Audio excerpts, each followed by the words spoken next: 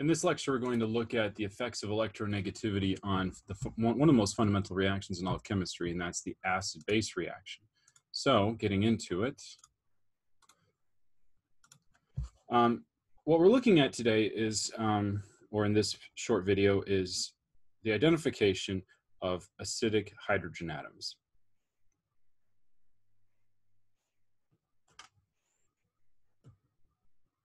These are often called protons. And so you'll often hear me say protons moving around, proton shuffling, deprotonation, a lot of words that have the term proton in them without talking about like the nucleus of an atom or subatomic particles. And that's because the proton is P plus, and a hydrogen atom that is a cation are the same. So if you take the hydrogen atom and you remove an electron, you leave behind the only a subatomic particle, a proton. So an H plus or a proton, these things are the same. Okay, so let's get that off of I need to get that off my chest because, like I said, I'm going to be using that term proton synonymous with acidic hydrogens. So why do we look at acid-base reactions? So one thing to keep in mind is that hydrogen atoms are more likely to be lost or transferred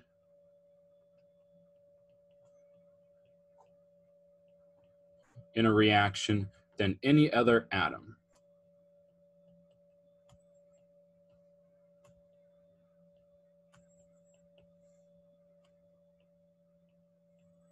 And in particular, we're looking at the hydrogen cation, so mostly H plus or the proton. Okay, now identifying or finding acidic hydrogens is very useful. So acidic hydrogens, let's just define this term first. So acidic hydrogens are H atoms that are most likely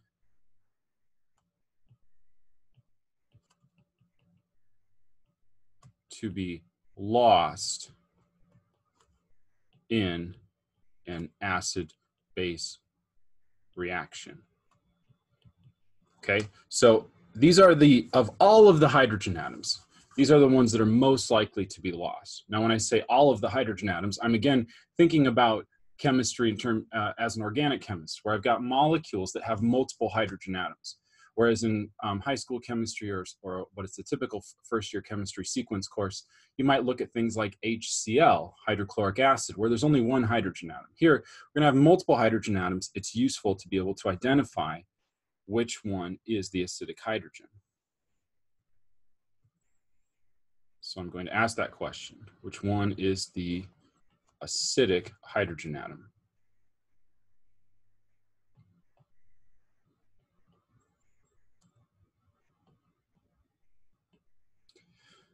And let's look at the bond line structure for a molecule called acetic acid. Now, you don't need to worry about the words acetic acid, definitely not at this point. That's more of an organic 2 thing to think about. But this is a molecule. It's very common. It is the active ingredient in vinegar. So the more concentrated of vinegar that you have, the more bitter that stuff is, the more acetic acid it is. Acetic acid is an interesting term. It's not a very strong acid like we see in hydrochloric acid. It doesn't cause burning and that sort of thing. In fact, if it's diluted in water, it's very safe to consume, and we actually produce it quite a bit.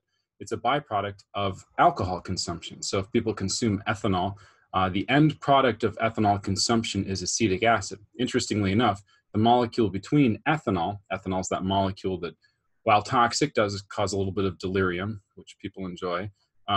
There's a molecule in between ethanol and acetic acid called acetaldehyde.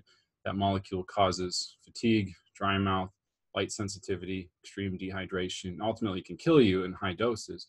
But in low doses, it's just considered the hangover molecule. If we didn't have that molecule, there'd be no such thing as a hangover, which might be maybe more problematic. Anyway, so we have acetic acid. It's got this phrase acid in it. It's not the most strongest of acids, but it still has an acidic hydrogen atom. So which one is the acidic hydrogen atom? Back to the question at hand. It's the H atom attached to an electronegative atom.